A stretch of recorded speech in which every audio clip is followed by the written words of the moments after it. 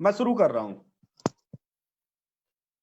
नमस्कार, आप देख रहे हैं पत्रिका कीनोट सैलून। हमारे साथ ऐसी शख्सियत होती हैं जिनसे हम बात करते हैं, जिनसे हम जानते हैं आपके मन की बात। सवाल होते हैं आपके, लेकिन पूछते हैं हम, चाहे वो सवाल आपके लाइव आए या फिर हमारे जरिए आए।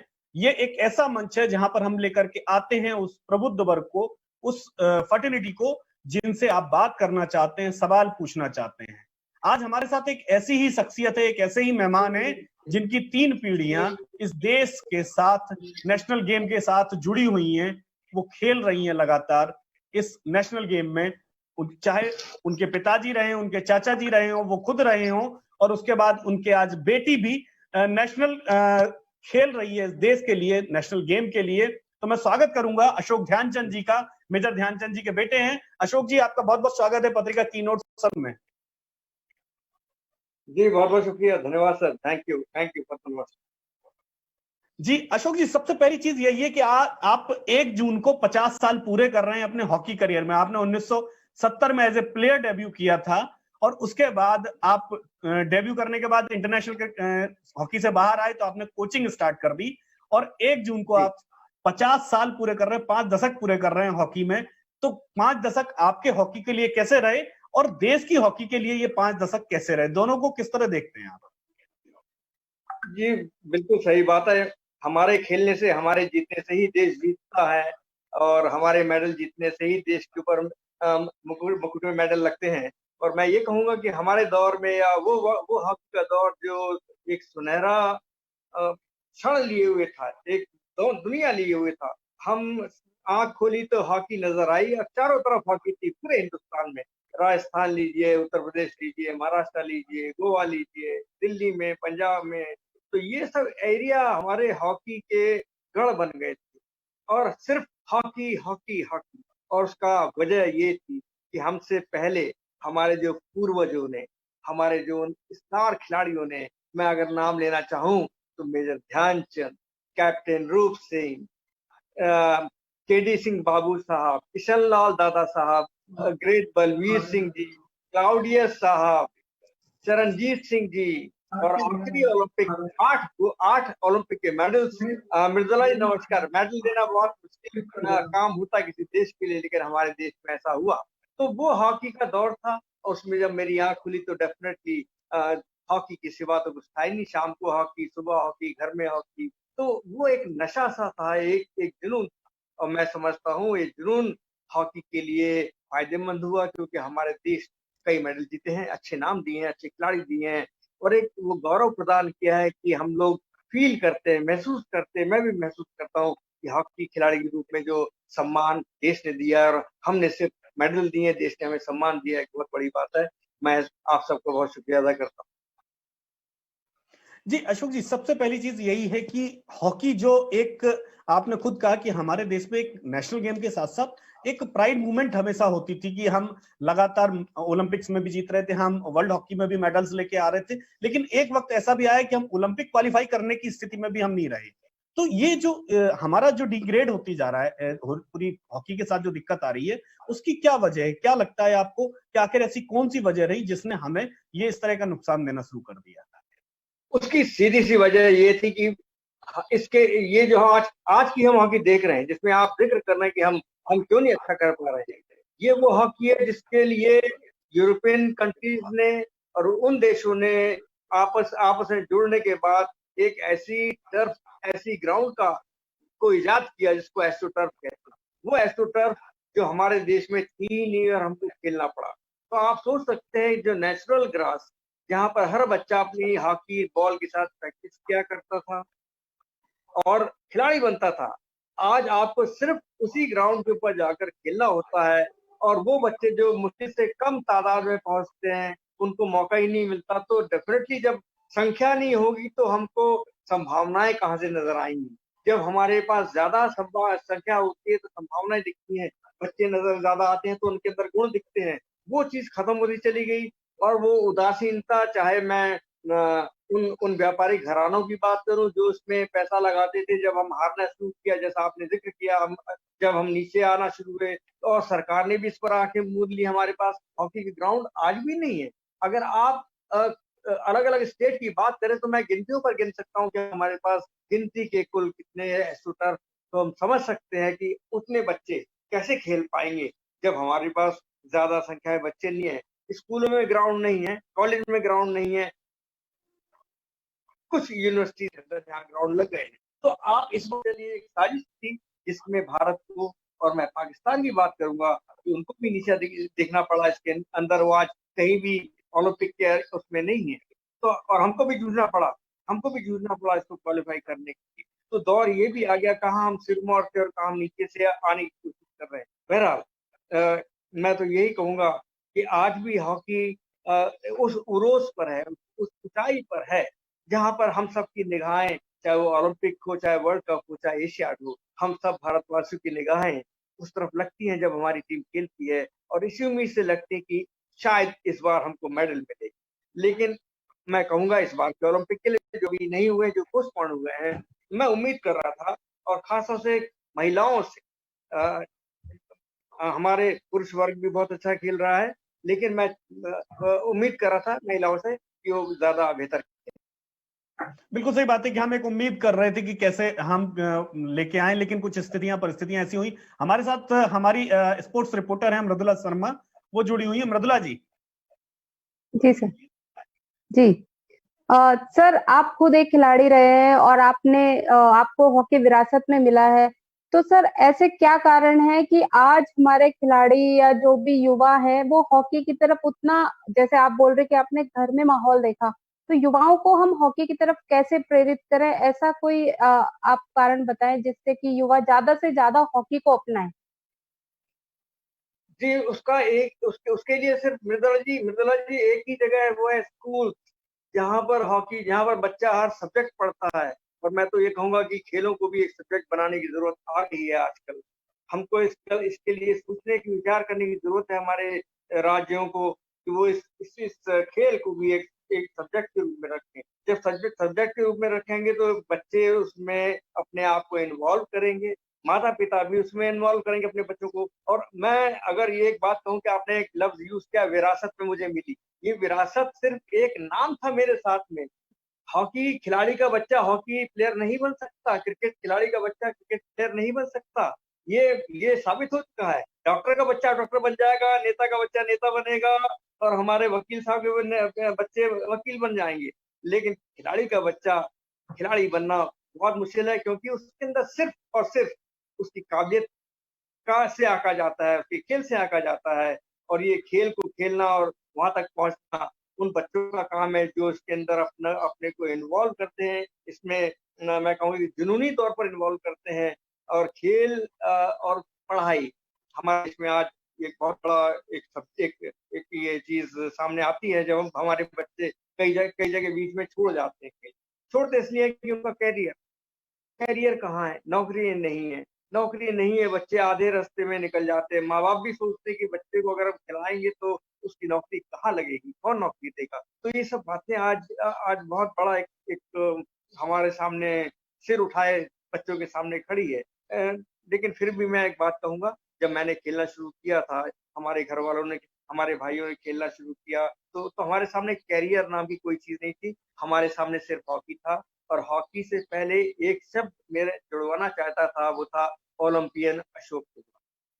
और वो ओलंपियन अशोक कुमार 1964 की कमेंट्री, जो टोक्यो ओलंपिक में हमारा ओलंपिक हुआ था मृदुला जी, उसमें हमारी भारत की टीम जीत रही थी, और खिलाड़ियों के नाम कमेंटेटर साहब ले रहे थे, ओलंपियन बलबीर सिंह, ओलंपियन गुरबख्श साहब, ओलंपियन हमारे शंकर लक्ष्मण जी। तो वो ओलंपियन शब्द मैं चाहता था कि मैं अपने नाम के साथ जुड़वाऊं।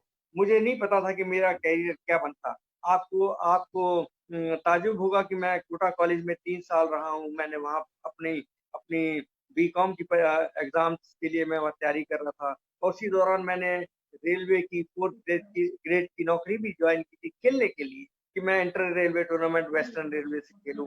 ये सब चीजें मेरे साथ जुड़ती चली गई, और दिमाग में वही था कि हमारे जो चाचा कैप्टन रूप सिंह ने, मेजर ध्यानचंद साहब ने जो काम और नाम किया है, मैं भी उसमें अपना नाम शामिल कर सकता। बिल्कुल सही बात कही आपने कि कहीं ना कहीं एक जुनून चाहिए, एक पैशन चाहिए। लेकिन एक जो अभी जो देख रहा हूं, जो एक माहौल आप भी देख रहे होंगे, आप अपने घर में बच्चे, आपकी बिटिया भी इंडियन टीम को रिप्रेजेंट कर चुकी है। लेकिन जो आज के बच्चे हैं, जो एक तो स्पोर्ट्स स्कूलों में नहीं है, दूसरा क्या हो रहा है कि स्पोर्ट्स के नाम पर वो मोबाइल तक सीमित हो गए हैं, मोबाइल से बाहर नहीं निकल रहे हैं।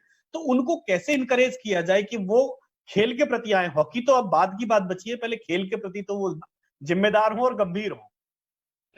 जी, आपने बहुत वाजिब बात उठाई। इस बात को लेके मैं यकीनी तौर पर आपकी इस बात का समर्थन करता हूँ कि आज के बच्चे, मैं समझता हूँ कि सिर्फ वो बैठकर देखने के लिए आज मैदानों में बैठकर या वो लाल पीले रंग गालों पे लगाकर देखने के लिए, पहुंचने के लिए लालियत होते हैं, बजाय इसके कि वो खेल कर अपना नाम और लोग उनको अप्रिशिएट करें, उनको जाने पहचाने, इससे उनको ताल्लुक नहीं लग रहा है। वो आजकल छोटे से एक क्लिप के अंदर आना चाहते हैं और अपने को ऊपर लाना चाहते हैं। तो आज की दुनिया में और हम लोग की दुनिया में वाकई में अंतर था। अंतर ये था कि हम लोग सामने रहना चाहते थे, फोकस अपने ऊपर डालना चाहते थे। आज के बच्चे जो है मोबाइल, कंप्यूटर ईजी है, उनको चलाना ईजी है, उसमें एंजॉय करना ईजी है, इन्वॉल्व होना ईजी है।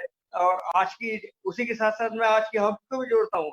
आज की हॉकी भी आप 10 दिन के अंदर रोकना, फेंकना, खेलना आप 10 दिन में सीख सकते हैं। पुरानी हॉकी में 2-2, 4-4 महीने लगा करते थे सिर्फ रोकने के लिए और बॉल को फेंकने के लिए। तो वो ट्रेनिंग में और आज की ट्रेनिंग में, आज के बच्चों में ये अंतर है। आज के बच्चे वाकई में क्योंकि किसी भी अच्छी चीज को सीखने के लिए बहुत आपको मेहनत की जरूरत है। ये तो हर शख्स, हर जो भी इस दुनिया में सफलतम व्यक्ति हुए हैं, उन्होंने यही कहा कि बिना मेहनत के आप कुछ नहीं हासिल कर सकते। और मेहनत जब आप करेंगे तो आपका पसीना बहेगा, जब पसीना बहेगा तो आपके अंदर विश्वास पैदा होगा, जिसको आत्मविश्वास हम कहते हैं। और ये बच्चे जो है आज उस आत्मविश्वास के बलबूते पर आगे बढ़ने की कोशिश करें, ना कि इन बातों से कि कंप्यूटर से और मोबाइल। नो डाउट आज के जमाने में बहुत अच्छी टेक्नोलॉजी है, लेकिन इसके बावजूद मैं कहूंगा कि किताबों से, उन खिलाड़ियों से मैदान के ऊपर जाकर, हमारे उन पुरातन खेलों से, हमारी उन पुरातन बातों से जो इस देश की धरोहर है, उनमें जुड़ने की कोशिश करें, ताकि ये हिंदुस्तान जो पूरी दुनिया में एक नाम अलग है इसका, भारतवर्ष, इसको इसमें 4 चांद लगाए, क्योंकि आपको देश को देना है, देश ने आपको नहीं देना है। सही बात है, देश को आपको देना है, देश तो। लेकिन एक मैं उसी बात को आना चाहता हूं कि दद्दा की जमीन जो है, दद्दा ध्यानचंद जो जमीन छोड़कर के गए थे, जो इतनी फर्टाइल थी कि झांसी से एक के बाद एक ओलंपियंस आए, लगातार एशियाड भी खेले, कई इंडियन टीम को रिप्रेजेंट किया, तुषार से लेकर सुबोध खांडेकर जी, आपकी बिटिया, ये सब एक पीढ़ी पूरी रही आपके बाद। लेकिन उसके बाद धीमे धीमे पूरी जो नर्सरी जिसको कहें, एलबीएम स्कूल नर्सरी होता था, आपके घर के सामने वाला मैदान नर्सरी होता था कि फील्ड हॉकी वहां पर पूरा शाम को 4 बजे के बाद हर छोटा बच्चा भी हॉकी लेके वहां बॉल के साथ खेल रहा होता था। आज वो टाइम नहीं है, ना वहां अशोक ध्यानचंद जी है सिखाने के लिए, ना बाकी लोग वहां जाते हैं जो पहले ओलंपियन, जितने इवन दद्दा ध्यानचंद जी भी उस मैदान में सिखाते रहते थे बच्चों को। बिल्कुल, उनका पत्थर रखा हुआ है आज वो पत्थर जिस पर बैठते थे वो। लेकिन उसकी वजह मैंने बताई ना आपको, वो ग्राउंड जिसको एस्ट्रोटर्फ कहा जाता है, उस पर बच्चे को अगर हम ना खिलाएं और इस पर हम खिलाते रहें, हॉकी लकड़ी की यहाँ पर होती है, वहां पर उसकी अपनी एक आर्टिफिशियल हॉकी होती है, इसको हम महंगी हॉकी स्टिक से खेल बच्चे को खिलाते हैं। तो आप इस बात को रखें, वही हॉकी को हम जो खराब करने वाली मैं बात कर रहा हूँ वो यही है कि हमारी वो हॉकी जो हमारे हाथ में जिसको हटा दी गई है, एक नकली हॉकी हमारे हाथ में दी गई है, नकली ग्राउंड, जिसकी वजह से हमारे बच्चे आज ग्राउंड पर नहीं आ पा रहे हैं। मुझे वाकई अफसोस होता है, झांसी हीरोज क्लब जिसको 1922 के अंदर स्थापित किया गया था, 2 साल के बाद 100 साल हो जाएंगे इस ग्राउंड को, जिसमें से ध्यानचंद, रूप सिंह और हमारे सुबोध खांडेकर, अशोक कुमार, अब्दुल रिया, अपने अजीज साहब और जाने अनगिनत कितने खिलाड़ी इसमें से निकले हैं। मेरी भतीजी, मेरी भांजी Neha Singh, silver medallist Asia. ये सब मैं चाहूंगा कि हमारे देश से ये सब इन्वॉल्व हो, ग्राउंड पर पहुंचे, कम से कम शाम के वक्त ग्राउंड पर पहुंचे। लेकिन क्या आप इस बात को नहीं मानेंगे कि उनके ऊपर किताबों का कितना बोझ है हर बच्चे के ऊपर? 2 बजे 3 बजे अगर स्कूल से आते हैं, कॉलेज से आते हैं, तो उसके बाद फिर ट्यूशन के लिए निकल जाते हैं और फिर 2 घंटा 1 घंटा रुकने के बाद फिर वो ट्यूशन पे निकल जाते हैं। तो आखिर ये ट्यूशन का एंड तो है नहीं कहीं पर।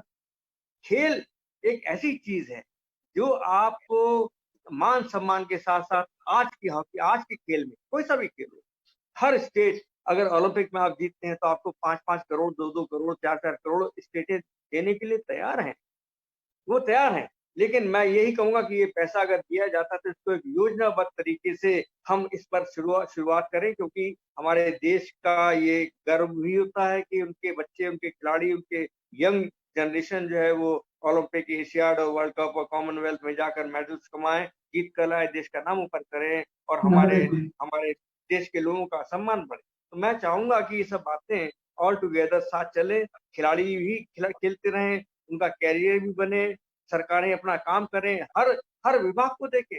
मैं एक बात आपने भी नोट करी होगी, मैं भी नोट करता हूँ कि हमारे खेल विभागों में, चाहे वो राज्य का हो चाहे वो सेंट्रल गवर्नमेंट का हो, खेल मंत्री कुछ सालों के लिए आते हैं, या तो 1 साल के लिए, 6 महीने के लिए, 2 साल के लिए। ये आज तक मेरी समझ में नहीं आया कि इसको नीचे रखकर हम क्यों ऐसी बात करते। बिल्कुल सही बात कही आपने, खेल संघों की बात। जी मृदुला। जी सर। सर मैं आपसे पूछना चाहूंगी कि जो हॉकी का जो हमारे स्तर कम हुआ है, या कह दें एक तरीके से जो सुनहरा दौर था वो काफी हद तक चला गया है, तो इसके पीछे कारण खेलों में राजनीति को भी मानते हैं आप? यकीनी तौर पर। आज मुझे बताएं आप कौन से खेल के अंदर राजनीतिक लोग नहीं हैं? हर खेल को राजनीतिक लोगों ने, और ये भी जरूरी है कि उनके बिना कोई खेल चल भी नहीं सकता इस देश में। ये भी जरूरी है, ये भी मानना पड़ेगा हमें कि राजनीतिक लोगों के इन्वॉल्वमेंट के बिना कोई, क्योंकि आखिर में फाइल उनके पास में ही जाती है। तो ये सब बातें हैं, लेकिन इसको अगर हम एक बड़े वास्ट तरीके से हम सोचें और देखें तो हम ये पाएंगे कि अगर हम इसमें जरा सा ध्यान और लगाएं, हमारे राजनीतिक जरूर इन्वॉल्व हो इसके अंदर, अपना वर्चस्व रखें, लेकिन खेल और खिलाड़ी को महत्व दें, उनको वो जगह और सम्मान दें उस स्तर पर, क्योंकि ओलंपिक जीतने के बाद या वर्ल्ड कप जीतने के बाद, एशियाड में मेडल लाने के बाद तो सम्मान मिलना शुरू हो जाता है। लेकिन जब हमको मेडल नहीं मिले होते हैं, तब हमारा वक्त होता है जब हम उस बच्चे को सम्मान दें, उसका आत्मविश्वास बढ़ाएं, उसका मोरल बूस्ट करें हर तरीके से, ताकि वो बच्चा अपने आप में शक्तिशाली होकर, अंदर से शक्तिशाली होकर देश के लिए एक नौजवान साबित हो और देश के लिए मेडल जीत कर लाए। तो मेडल नहीं जीते जाते हैं, और क्यों नहीं जीतते हैं, इसके रीजन सिर्फ यही है कि आज वो लक्ष्य जिसको मैंने रखा था अपने जीवन में, जब मैंने कहा ना आपसे 1964 कमेंट्री में सुन रहा था कि मुझे ओलंपियन बनना है, वो ओलंपियन बनने का मतलब कि मैं मेडल जीतना चाहता था, इस देश के लिए मेडल जीतूं, और जब मैं खेलूं तो मुझे मौका मिले तो मैं गोल भी करूं। और यकीनी तौर पर वो मौका जब मुझे मिला 1975 वर्ल्ड कप में against Pakistan, final match Kuala Lumpur, 16 minute पहले हमारी टीम बराबर पर खेल रही, उसके पहले इक्वलाइजिंग गोल लेट सुरजीत सिंह ने किया था, जो आज दुनिया में नहीं है। वो दुनिया के एक बेहतरीन फुलबैक थे। असलम शेर खान एक दूसरा नाम, जिसने सेमीफाइनल में 4 मिनट पहले हमारी टीम डाउन थी, उसको इक्वलाइज करने के बाद जो एक नया संचार हुआ खेल के अंदर, हम फाइनल पहुंचे। फाइनल में हमारी टीम पहले एक गोल से हार रही थी। सेकेंड हाफ के 16 मिनट पर मुझे एक बॉल मिली टी के ऊपर, जिसको अजीत पाल साहब जो हमारे कप्तान थे, और टीम के अंदर मैं किस खिलाड़ी की तारीफ करूं, अशोक दीवान, माइकल पिंटो, सुरजीत सिंह, वीरेंद्र सिंह, अजीत पाल, महेंद्र लाल मुंशी जो दुनिया में नहीं, शिवाजी पवार, फिलिप्स, हरचरण, गोविंदा, अशोक गोविंदा, ये एक ऐसे नाम थे जो पर्याय बन गए थे उस टाइम में, कि ये दोनों कहीं भी बॉल को लेकर जब चलते हैं तो अपोनेंट की डी तक जाते हैं, इनकी बॉल बीच में मिस नहीं होती है। तो ये सब चीजें बनाई गई थी कि हम लोगों ने मेहनत करी। हम लोग कोचिंग में नहीं थे, कोई कोच नहीं था, कोई ऐसा आज के जमाने में टेक्निक नहीं थी कि हम अपने मैचेस देख लेते, लेकिन इसके बावजूद दिमाग से कल क्या खेले थे उसको याद करके, आगे क्या खेलना है उसको अपने जहन में रखकर अपना प्लान करते थे। और एक बात और मैं कहूंगा कि जैसा मैंने पहले कहा कि हॉकी एक बहुत मेहनत का खेल है। 70 मिनट तक सिर्फ 11 खिलाड़ी खेलते थे, 70 मिनट तक सिर्फ 11, 12वां खिलाड़ी नहीं अंदर आता था, और वही खिलाड़ी 70 मिनट खेलते थे। आज की हॉकी में 2 मिनट एक खिलाड़ी खेलता है, 5 मिनट खेलता है, 15 मिनट खेलता है, वापस आ जाता है। तो आप देखिए उस टाइम की हॉकी में और आज की हॉकी में कितना ये रोटेशन का फर्क है। किसी वक्त भी किसी खिलाड़ी को चेंज करके रेस्ट देकर आप दोबारा उसको अंदर भेज सकते हैं। हमारे टाइम में ऐसा नहीं था, फाइट थी, जुझारूपन था हमारे अंदर, जीतना है। ये जरूर है कि हम कई मौकों पर जीत हासिल नहीं कर सके। मैं अपने कैरियर में मुझे वाकई में, मैं जब अकेला बैठता हूँ तो मुझे तकलीफ होती है कि वो मेडल्स जो हमको जीतने चाहिए थे वो हमने हाथ से स्लिप कर दिए या हम जीत नहीं पाए। उसमें मैं अपना कसूर भी मानता हूँ, अपनी टीम का भी कसूर मानता हूँ, इंडियन हॉकी फेडरेशन का भी कसूर मानता हूँ उनके सिलेक्शंस का, और उसके साथ-साथ हमारे वो राजनीतिक उस वक़्त के, उस वक़्त का जो राजनीतिक माहौल था, उनका इन्वॉल्व नहीं होना, वो भी मानता हूँ। तो ये सब ऑल टुगेदर एक सारे देश का जिम्मा बनता है कि खेलों को किस तरह से महत्व दिया जाए, खिलाड़ी को किस तरह से सम्मान दिया जाए, और वो सम्मानित मेडल्स लेकर आता है तो हम आज किस तरह उसको सम्मान देते हैं, हम सब देख रहे हैं। चाहे वो पीटी उषा जी हों, और आज के हमारे पीवी सिंधु हों, साइना नेहवाल हो, तो आप देखिए ना पिछले ओलंपिक में सिर्फ 2 महिलाओं ने मेडल जीत कर आए। आपको तो बड़ी खुशी होनी चाहिए कि महिलाओं ने 2 मेडल जीते थे पिछले ओलंपिक में, और वो जी ओलंपिक में, हाँ, ये बड़ी बात है। जी हाँ, जी सर। तो जी जी जी, मैं आपने बहुत अच्छी बात कही कि कहीं ना कहीं कि सम्मान उनको मिलता है जिनके नाम के साथ मेडल या जीत जी, जुड़ी होती जी, है। जो हार जाते हैं वो गुमनाम हो जाते हैं। सबसे बड़ा स्पोर्ट्स का दुख यही है, और उसके बाद वो गुमनामी ऐसी होती है कि किसी नए को आगे आने के लिए प्रेरित नहीं करती। लेकिन जो एक सबसे बड़ी जो दिक्कत है कि जो फेडरेशंस हैं, जो फेडरेशन हाउसेज हैं, चाहे वो आपके खेल संघों के हों, और दूसरा उनमें जो अफसरान जो हैं या फिर नेता हैं उसके भीतर, खेल के जो प्रतिनिधित्व करने वाले खिलाड़ी हैं उनका परसेंटेज ना के बराबर है। उनको कैसे देखते हैं आप उनको, कि वो उसमें प्रतिनिधित्व किसका बढ़ना चाहिए जिससे कि चीजें सुरक्षित और व्यवस्थित हो सके? मैं वही पॉइंट पर आने की कोशिश कर रहा था कि हमारे राजनीतिक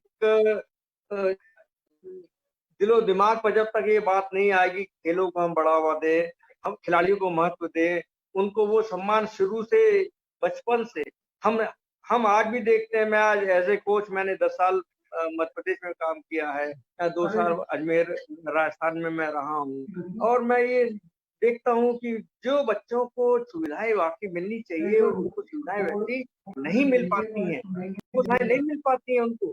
और सुविधा क्या, एक ही बात मैं लड़कों के दिमाग में डालने की कोशिश करता हूँ कि तुम्हारा काम खेलना है, तुम्हारा धर्म खेलना है, तुम्हें तुम्हें तुम्हारी जात जो है खिलाड़ी है, तुम्हें तुम्हें जब तक खेलना है, तुम्हें देश के उस मेडल को जीतने के लिए खेलना है।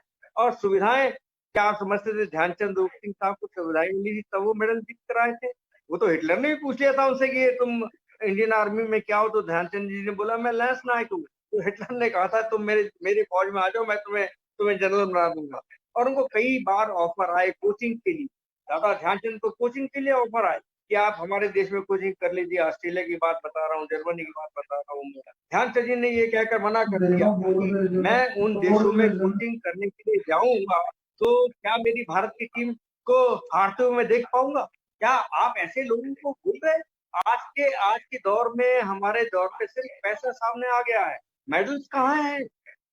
हमारे मेडल्स कहाँ हैं? ओलंपिक में 2 मेडल्स थे। तो ये सब चीजें हमें सोचनी है, सर बहुत बहुत जरूरी है, और सिलसिले सोचना है। अच्छा अच्छा अच्छा, सरकारें बहुत ध्यान देती हैं, और मोदी साहब ने तो अभी भी कहा है कि हम 24 का ओलंपिक का उसको हमको जीतना है। इस बार का भी ओलंपिक हमने 2020 का भी हमने मेडल्स गिन रखे थे। 20 और 30 के अंदर हमारे मेडल्स आने की तैयारी हो रही थी। दुर्भाग्यवश कोरोना जो महामारी फैली है, तो जिसकी वजह से ओलंपिक ना हो पाए। बहरहाल हमें टारगेट सेट करना होगा। टारगेट सेट करने के लिए हमारे ऑफिशियल संस्थाएं, वो संस्थाएं जो वर्षों से जिनके पदाधिकारी बैठे हुए हैं, क्योंकि इससे अच्छी जगह उनके लिए तो हो नहीं सकती कि बिना कुछ करे वो खेलों और खिलाड़ियों को नचाते हैं, खिलाते हैं। तो ये सब चीजें मैं कहूंगा कि खिलाड़ियों को महत्व देना सीखे, उनको वो जगह उनकी बनाने की कोशिश करें ताकि खिलाड़ी देश का एक एम्बेसडर बनने, दिमाग में रहे कि मैं एक एम्बेसडर हूँ, मैं राजदूत हूँ, मैं इस देश का एक बहुत बहुत महत्वपूर्ण व्यक्ति हूँ जो जिसको खेलने का मौका मिला है, और इसलिए मैं मेडल जीत के आऊंगा और जीतूंगा। तो ये सब काम हमारी उन संस्थाओं का है, हमारी ऑर्गेनाइजेशन का है। और ऑर्गेनाइजेशन किस तरह काम करती हैं या कर रही हैं, कईयों को तो मुझे पता भी नहीं होता है। मैं अपनी ऑर्गेनाइजेशन का पता, संस्था का जानकारी दे सकता हूँ कि काफी हद तक खिलाड़ियों को कोचिंग की सुविधा दी है उन्होंने, कोचिंग की सुविधा। इंटरनेशनल हॉकी पर ज्यादा ध्यान है। डोमेस्टिक हॉकी जो जो जो जो जो करना था, डोमेस्टिक हॉकी राज्य क्या कर रहे हैं, राष्ट्रीय हॉकी क्या कर रही है, इस जिला क्या, ये भी हमारे एक बहुत बड़ी कमी है हॉकी इंडिया की। हॉकी इंडिया को की बात सोचनी चाहिए। क्रिकेट और हॉकी हम बात करते हैं, सवाल हमेशा यही पूछा जाता है कि क्रिकेट क्यों ऊपर है। क्रिकेट इसलिए ऊपर है कि उनके पदाधिकारी, उनके जितने भी इलेक्टेड मेंबर्स होते हैं, वो खिलाड़ी को उन्होंने पूरी तस्वीरें लगा रखी है म्यूजियम के अंदर। उनके जो खिलाड़ी जो मेडल जीत कर आए जो टेस्ट मैचेस के लिए हमारे यहाँ, और अभी भी इस कोरोना बीमारी के अंदर भी अपने खिलाड़ियों को देख रेख कर रहे हैं। उनके उनके पैसों की बात करते हैं, पैसे अगर कुछ इकट्ठे करके उनको दे सके तो वो देने की कोशिश करते हैं। तो ऐसे खेल में जिसमें पदाधिकारी खिलाड़ियों का ध्यान रखे तो वो खिलाड़ी तो अपनी जान देगा। हॉकी में इसका उल्टा है। हॉकी में हमारे पास अभी तक इस तरह की कोई चीज सामने नहीं आई है कि हमारे संस्थाएं इस तरह के काम कर रही है। वो होता है दिल से कि मैं अपनी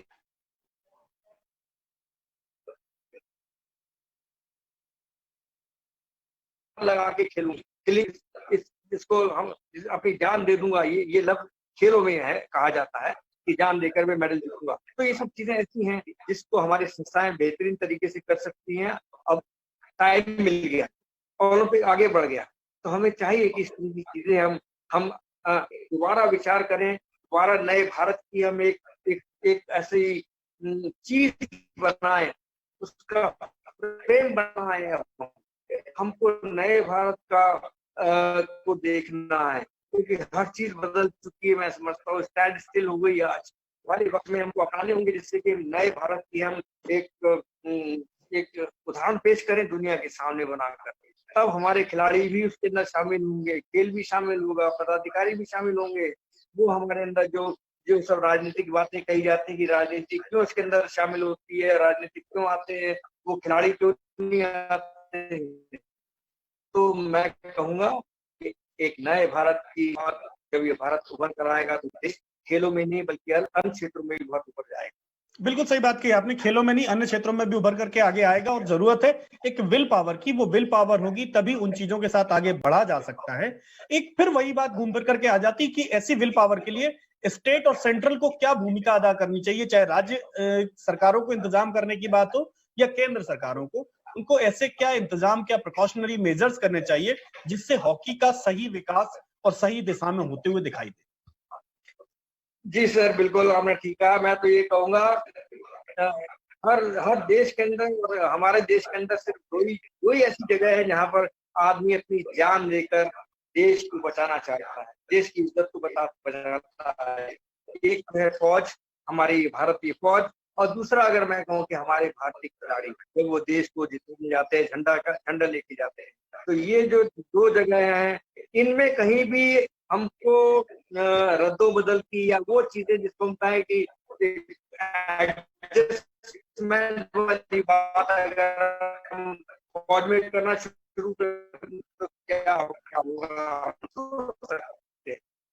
खेलों में हमारे मुद्दा है, अगर खेलों में ऐसी चीजें ना हो तो हमारी टीमें शक्ति बन के वहां जाएंगी, और जब शक्ति बन के जाएगी तो मैं संस्थाओं को करनी होगी, राजनीतिक लोगों को करनी होगी। उन लोगों को उन छोटी से स्तर से, स्कूल के स्तर में अगर आप माने या ना माने, जब मैं छोटे स्तर पर स्टेट टीम का सिलेक्शन करता हूँ या किसी विभाग के बच्चों के लिए सिलेक्शन करता हूँ, जाने किस नेता के फोन आते हैं, एमपीज के फोन आते हैं, सांसद के फोन आते हैं कि इस बच्चे को टीम में रख लीजिए, सिलेक्ट कर दीजिए। ये चीज खराब है। ये चीज हमको सिलेक्शन कमेटी के ऊपर छोड़ना चाहिए। सिलेक्शन कमेटी बनती है जिसका जिम्मा जो है गौरव को संभाल कर देखे, अच्छी तरह से उन खिलाड़ी को सिलेक्ट करे जो सामने खेल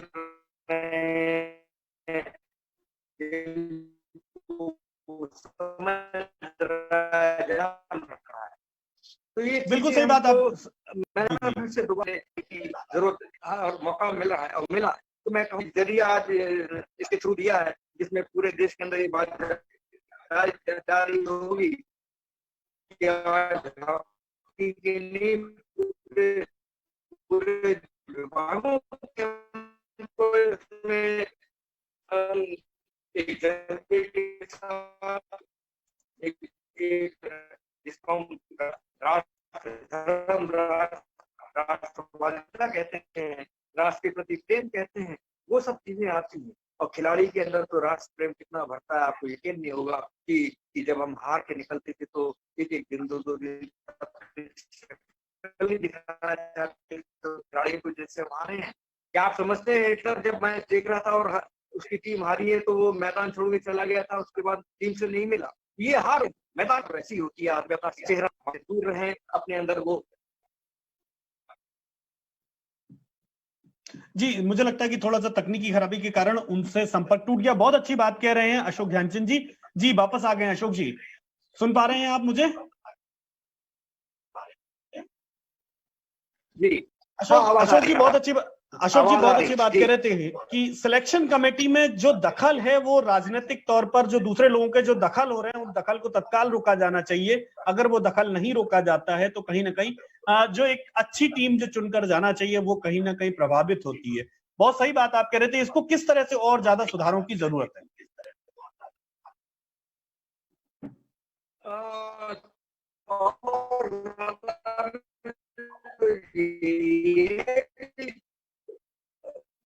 जैसा मैंने आपसे कहा, वो सिलेक्शन कमेटी जो होती है, जितने भी सिलेक्शन के उनके हाथ में जिम्मा होता है कि बच्चे को सिलेक्ट करें, अच्छे बच्चे को लाए।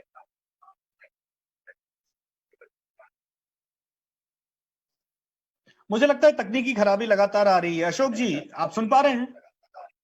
आपकी आवाज क्लियर नहीं आ रही है अशोक जी। लगातार नेटवर्क इशू है। मैं आपको बता दूं कि पत्रिका का ये जो पत्रिका कीनोट सलोन है ये एक सोशल डिस्टेंसिंग का पालन करते हुए, जिसमें फिजिकल डिस्टेंसिंग भी है। अशोक ध्यानचंद जी झांसी से अपने घर से लाइव हैं इस समय और हम लोग अलग अलग लोकेशन से हैं, इसलिए बीच में कहीं कहीं इंटरनेट की वजह से इश्यूज आ रहे हैं। तो मैं इसको जरूर थोड़ा सा पेशेंस रखने की बात करूंगा कि जो अशोक जी बात कर रहे हैं वो बहुत ही प्रभावी बात है। थोड़ा सा इंटरनेट जानबूझ के इंटरप्ट कर रहा है, क्या कर रहा है ये एक अलग चीज है, लेकिन अशोक जी की जो बात है वो कहीं ना कहीं गंभीर है कि खेल संघों में जिस तरह की राजनीति एंटर कर गई है, सिलेक्शन से लेकर हर चीज में जो चॉइस चल रही है वो कहीं ना कहीं बेड़ा गर्क कर रही है। तो इसमें और किस तरह से सुधारों की तरफ बढ़ना चाहिए?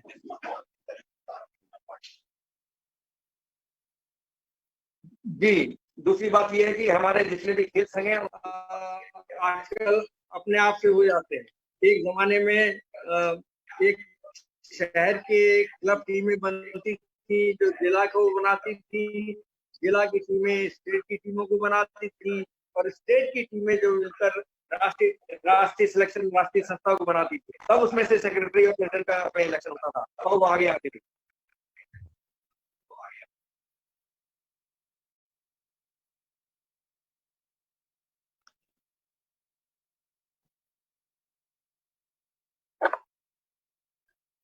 जी बार बार साउंड जा रहा है। मुझे लग रहा है कि इंटरनेट की वजह से हम फिर से एक बार जुड़ते हैं। अशोक जी आवाज आ रही है? जी बिल्कुल क्लियर। जी बताएं। मैं बात कर रहा था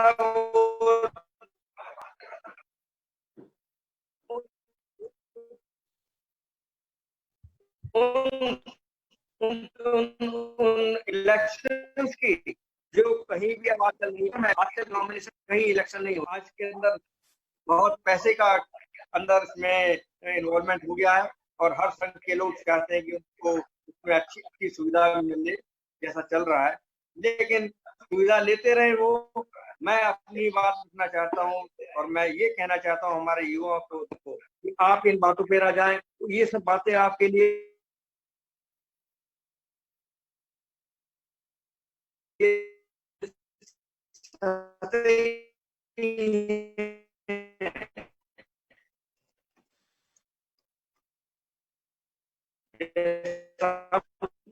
लगातार अशोक जी के यहाँ से इशू बना हुआ है आवाज का। अशोक जी लगातार आवाज का इशू बना हुआ, साउंड प्रॉपर आ नहीं रहा है, तो मुझे लगता है कि हम फिर कभी इस बात को आगे बढ़ाएंगे। आवाज, इस बात को यहीं पर विराम दिया जाए। तकनीकी कारणों से आपकी आवाज नहीं सुन पा रहे हैं लोग। सबसे अशोक जी, आपकी आवाज सब लोग नहीं सुन पा रहे हैं, तकनीकी कारणों से इशू आ रहा है। तो मैं चाहूंगा कि हम अपनी बात को यहीं पर रोकें, हम फिर इस मुद्दे पर वापस दोबारा बात करने के लिए इकट्ठे होंगे। कुछ तकनीकी कारण है जिससे हम अशोक जी की बात पूरी सही से सुन नहीं पा रहे हैं। इसके लिए मैं अपने यूजर से भी माफी चाहूंगा कि कुछ तकनीकी कारणों की वजह से उनकी आवाज साफ नहीं आ पा रही है। हम फिर इस विषय पर जुड़ेंगे, लेकिन कुछ चीजें जो अशोक जी ने बहुत अच्छी बात कही है कि अगर हॉकी को सुधारना है तो कुछ चीजों को हमें ध्यान देने की जरूरत है। पहली चीज हमें यह है कि हमें खेल संघों को राजनीति से निकालना पड़ेगा, सिलेक्शन को लेकर के हमें गंभीर होना पड़ेगा। दूसरा, हमें सिलेक्शन बाय चॉइस नहीं, सिलेक्शन बाय परफॉर्मेंस लेना पड़ेगा। और उससे आगे की बात यह है कि हमें कहीं ना कहीं स्कूल से खेलों के प्रति लोगों को जागरूक करना पड़ेगा। तभी जाकर के आप जाकर के हॉकी या किसी भी खेल का इस देश में भला कर पाएंगे। अशोक जी, आप हमारे साथ जुड़े, बहुत बहुत धन्यवाद आपका। मृदुला जी, आपका भी बहुत बहुत धन्यवाद। हम फिर मिलेंगे अब पत्रिका कीनोट सैलून में, तब तक के लिए नमस्कार।